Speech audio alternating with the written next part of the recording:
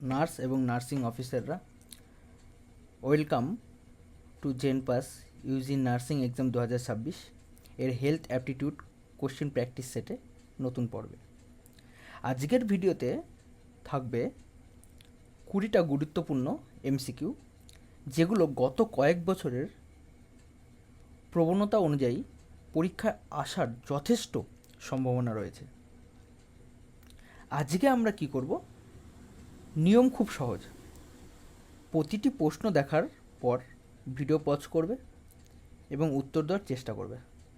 সঠিক উত্তর যদি দাও নিজেকে 1 নাম্বার দেবে, আর যদি ভুল উত্তর দাও তাহলে কোনো নাম্বারই দেবে না। এবং ভিডিওর শেষে কত স্কোর হলো অবশ্যই কিন্তু জানাবে। ক্লিয়ার? তাহলে আজকেও প্রতিদিনের মতো আমরা মোস্ট ইম্পর্টেন্ট 20টা এমসিকিউ করব, যেগুলো আমাদের JENPAS UG nursing exam 2026-এর হেলথ অ্যাপটিটিউড এর পার্টের জন্য। এবং এই কোশ্চেনগুলো কিন্তু খুব ইম্পর্টেন্ট, সেই জন্যেই তোমাদের থাম্বনেলে দেখে বুঝতে পারছো যে এখানে অনেকেই হেলথ অ্যাপটিটিউড এই পার্টটা নিয়ে অনেকের টেনশন আছে যে কীরকম কোশ্চেন আসবে, কতটা কঠিন হবে। ঠিক আছে, আমরা কিন্তু যে রকম কোশ্চেন আসবে প্রায় সেই ক্যাটাগরির কোশ্চেনগুলো নিয়ে হাজির হয়েছি। ঠিক আছে, শুধুমাত্র তোমাদের সুবিধার্থে। ঠিক আছে, চলো তাহলে আমরা শুরু করি। আজকের ফার্স্ট কোশ্চেন বলছে, সম্মিলিত টিকা কী? সক্রিয় এবং নিষ্ক্রিয় টিকাকরণ, দুটি ভ্যাকসিন একত্রিতে, বুস্টার ডোজ, মৃত ও জীবন্ত ভ্যাকসিন একত্রিতে। চলো খুব কুইকলি অ্যান্সার দাও। ওকে, অ্যান্সার দেওয়া হয়ে গেছে সবার। চলো ফার্স্ট কি বলছে, সম্মিলিত টিকাকরণ। আমরা সম্মিলিত টিকাকরণ বলতে বুঝবো নর্মালি আমাদের অ্যাক্টিভ প্লাস মানে সক্রিয় প্লাস নিষ্ক্রিয়। ঠিক আছে, ইনঅ্যাক্টিভ বা প্যাসিভ, এই দু রকম ভ্যাকসিনকে যদি একসাথে দেওয়া হয়, ঠিক আছে, তখন সেটাকে বলা হচ্ছে সম্মিলিত বা কম্বাইন ইমিউনাইজেশন। তাহলে সক্রিয় এবং নিষ্ক্রিয় যেটা, সেটাই কিন্তু আমাদের অ্যান্সার। যদি এখানে যদি হতো দুটি ভ্যাকসিন একত্রিত, তাহলে এটা হচ্ছে মাল্টিক্লোনাল ভ্যাকসিন হতো কিন্তু। ঠিক আছে, বুস্টার ডোজ যে ডোজটা মেন ভ্যাকসিনের পরে দেওয়া হয় প্রধান ভ্যাকসিনের কার্যকারিতা বৃদ্ধি করার জন্য, সেটা কিন্তু বুস্টার ডোজ বলা হয় সেটাকে। অ্যান্ড মৃত ও জীবন্ত ভ্যাকসিন একসাথে এটা হয় না। তাহলে আমাদের সঠিক উত্তর হয়ে যাচ্ছে কি, আমাদের সঠিক উত্তর হয়ে যাচ্ছে সক্রিয় এবং নিষ্ক্রিয় টিকাকরণ। নেক্সট 2 নম্বর কোশ্চেন বলছে, গর্ভবতী মহিলাদের TD1 টিকা কখন দেওয়া হয়? গর্ভবতী মহিলাদের TD1 টিকা কখন দেওয়া হয়? কুইকলি ফার্স্ট অ্যান্সার করো, কুইকলি সবাই। ওকে, তাহলে গর্ভবতী মহিলাদের টিকাকরণ কখন দেওয়া হয়? দেখো এখানে বলছে টিডি, আগে আমাদের এই টিডির পুরো নাম জানতে হবে। টিডি বলতে এখানে বোঝানো হচ্ছে, টিডি এখানে বলতে বোঝানো হচ্ছে আমাদের একটা হচ্ছে আমাদের টিডির ফুল ফর্ম আমাদের জানতে হবে, তাই তো? তাহলে একটা হচ্ছে টিটেনাস,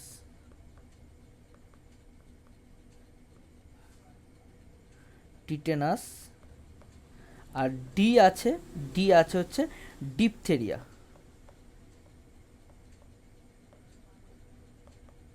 ডিপথেরিয়া, এই দুটো একসাথে দেওয়া হয়, সেই জন্য TD1 বলতে বোঝানো হচ্ছে আমাদের ফার্স্ট ডোজ। তাহলে এই ডোজটা কখন দেওয়া হয় গর্ভবতী মহিলাদের?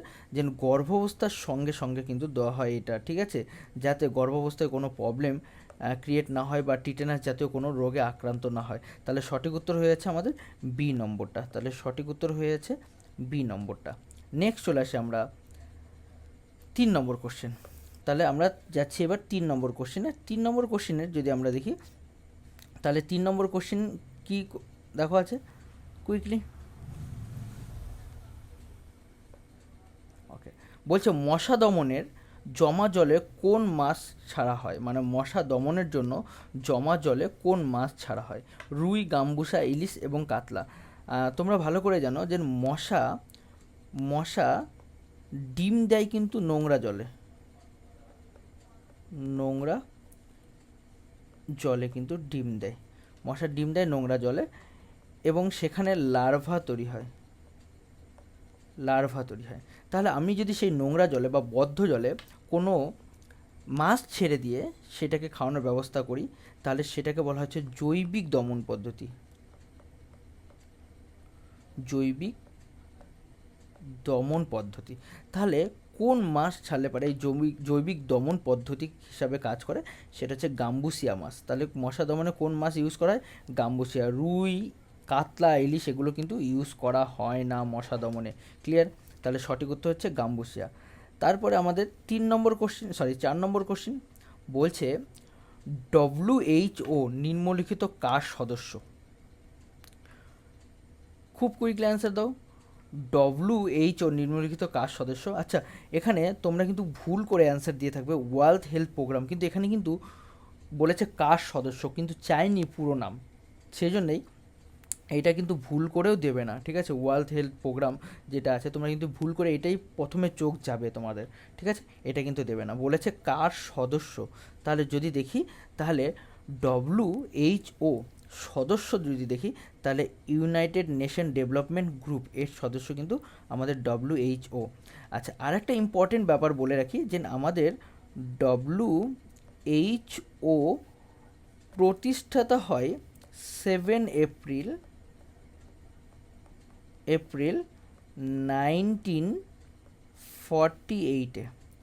এটাকেই, আর এই ডেটটাকেই কি বলা হচ্ছে? এই ডেটটাকেই ওয়ার্ল্ড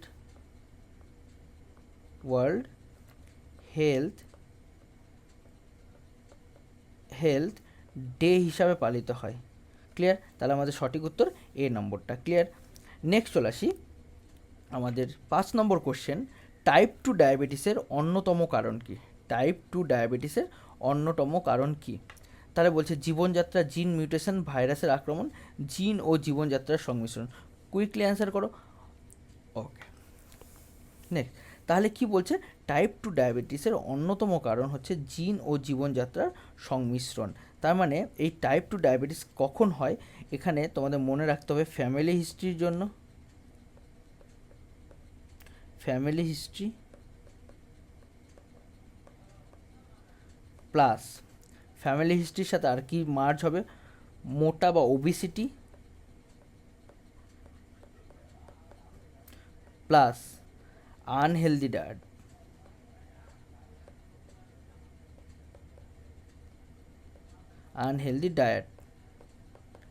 এই কয়েকটা যদি কন্ট্রোল না হয়, তাহলে কিন্তু আমাদের এই টাইপ 2 ডায়াবেটিস হওয়ার চান্সেস। আর টাইপ 1 যেটা, ঠিক আছে, টাইপ 1 কিসের জন্য হয় সেটা কিন্তু তোমাদের হোমওয়ার্ক। আর একটা কোশ্চেন থাকবে যে আমাদের ডায়াবেটিস যে ম্যালাইটাস আছে, সেই ডায়াবেটিস ম্যালাইটাসের জন্য কোন হরমোন দায়ী? ডায়াবেটিস ম্যালাইটাসের জন্য কোন হরমোন দায়ী?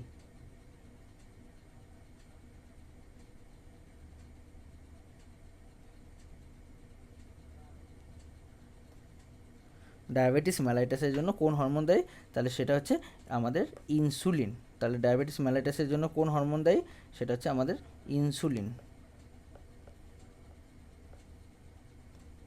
ইনসুলিন হরমোন দায়ী, এটা কিন্তু ডায়াবেটিস ম্যালাইটাসের জন্য।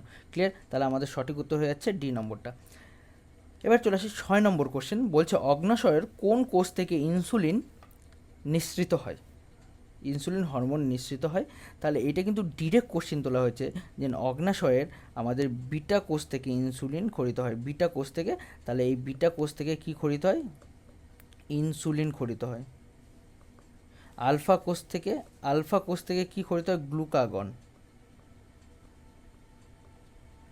গ্লুকাগন। ঠিক আছে। ইনসুলিন কি হিসাবে কাজ করে? ইনসুলিনকে বলা হয় অ্যান্টি ডায়াবেটিক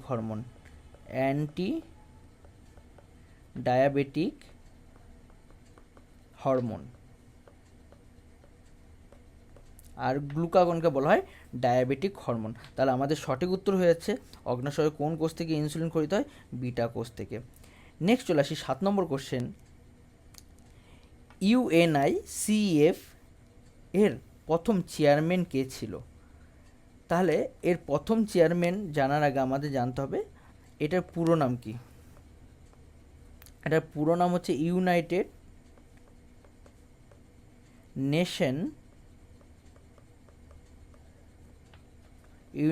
নেশন আমাদের তাহলে আইতে কি হচ্ছে, ইউনাইটেড নেশনের পরে আইতে কি হচ্ছে, ঠিক আছে, এটা তোমাদের কাছে হোমওয়ার্ক থাকলো। আর সিতে হচ্ছে চিলড্রেন,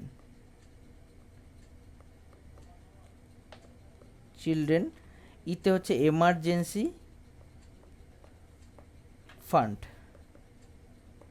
আচ্ছা, আইতে হচ্ছে আমাদের international, international children emergency fund. তাহলে এই প্রধান চেয়ারম্যান কে ছিলেন? তাহলে এর প্রধান চেয়ারম্যান ছিল আমাদের ফার্স্ট এ নম্বর অপশন, লাডউইক রাজচামন। তাহলে আমাদের চেয়ারম্যান কে ছিল? এ নম্বর অপশন, লাডউইক রাজচামন। তাহলে সঠিক উত্তর হয়ে গেল আমাদের এ নম্বরটা। নেক্সট চলে আসে আমাদের 8 নম্বর কোশ্চেন, টাইফয়েড রোগ নির্ণয়ে কোন পরীক্ষা করা হয়? তাহলে টাইফয়েড রোগ নির্ণয়ে তোমরা জানো এটা ডিরেক্টলি কোশ্চেন তুলেছে, উইডেল টেস্ট করা হয়। তাহলে টাইফয়েড রোগ নির্ণয়ে কী টেস্ট করা হয়? উইডেল টেস্ট নির্ণয় করা হয়। আর তাহলে এটা হচ্ছে টাইফয়েডের জন্য, টাইফয়েডের জন্য কোন টেস্ট? উইডেল টেস্ট। আচ্ছা, অ্যালাইজা কোন টেস্টের জন্য? অ্যালাইজা, অ্যালাইজা, অ্যালাইজা হচ্ছে আমাদের কোন এইডস রোগের জন্য ইউজ করা হয়? এইডস রোগের জন্য ইউজ করা হয়।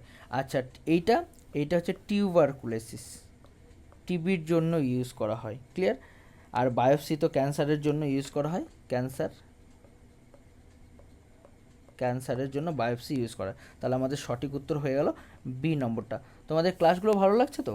দেখো প্রত্যেকটা অপশনের কিন্তু সঠিক উত্তর দিয়ে দেওয়া হচ্ছে, কেন হলো না সেই অ্যান্সারটা সেটাও বলে দেওয়া হচ্ছে, এবং সেই অপশনগুলো কেন দেওয়া হয়েছে সেগুলোর বক্তব্য কী বা সেগুলোর ডিটেলসও কিন্তু টোটালটা কিন্তু বলে দেওয়া হচ্ছে। তার মানে একটা কোশ্চেন সলভ করতে গেলে পরে আমরা 4টা ডেটা জানতে পারছি, 4টা অপশন থেকে 4 রকমের ডেটা জানতে পারছি। খুবই ইম্পর্টেন্ট কোশ্চেন এগুলো, ঠিক আছে? বিভিন্ন পরীক্ষায় এই কোশ্চেনগুলো এসছে কিন্তু, বিভিন্ন স্টেটের নার্সিং অ্যাপটিটিউড বা হেলথ অ্যাপটিটিউডের এই কোশ্চেনগুলোই কিন্তু এসছে, সেই জন্য এই কোশ্চেনগুলোকেই চুজ করা হয়েছে, ঠিক আছে? নেক্সট চলে আসি আমরা 9 নম্বর কোশ্চেন, নিচে কোন প্রকার ম্যালেরিয়া রোগের মৃত্যুর সম্ভাবনা সর্বাধিক থাকে? তাহলে আমরা ম্যালেরিয়ার বিভিন্ন ধরন জানি, ম্যালিগন্যান্ট ম্যালেরিয়া, তারপরে বিনাইন ম্যালেরিয়া, টার্সিয়ান ম্যালেরিয়া, তারপর হচ্ছে কোয়ার্টার ম্যালেরিয়া। তো এগুলোর মধ্যে কোনটা সবচেয়ে ক্ষতিকারক বা খতরনাক, ঠিক আছে? তাহলে সেটার উত্তর হয়ে যাবে আমাদের কি? Malignant malaria. তাহলে সঠিক উত্তর কি? Malignant malaria. তোমরা কি করেছো কমেন্ট অবশ্যই জানো। তাহলে সঠিক উত্তর হচ্ছে ম্যালিগন্যান্ট ম্যালেরিয়া। আচ্ছা, এইবার এই ম্যালিগন্যান্ট ম্যালেরিয়া কে ছড়ায়? তাহলে আমরা জানি এটা ছড়ায় হচ্ছে প্লাজমোডিয়াম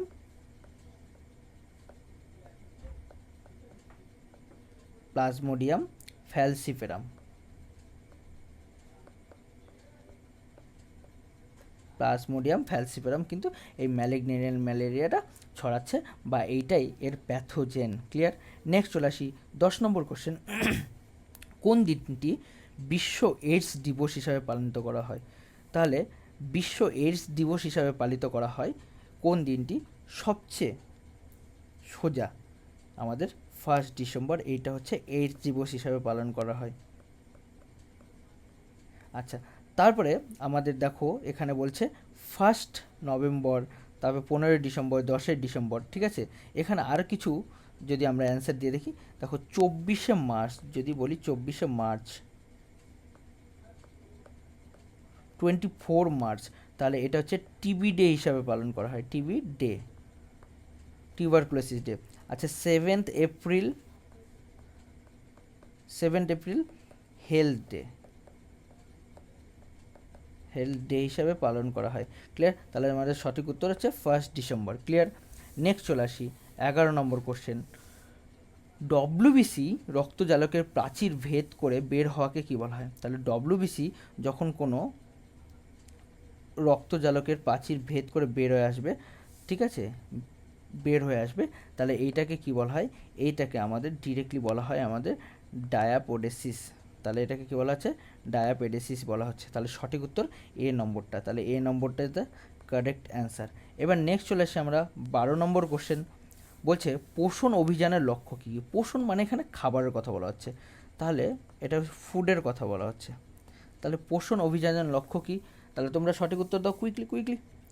ওকে, অপশন কি? টিকাকরণ, মা ও শিশুর পুষ্টি নিশ্চিত করা, পথ সুরক্ষা, ডিজিটাল শিক্ষা।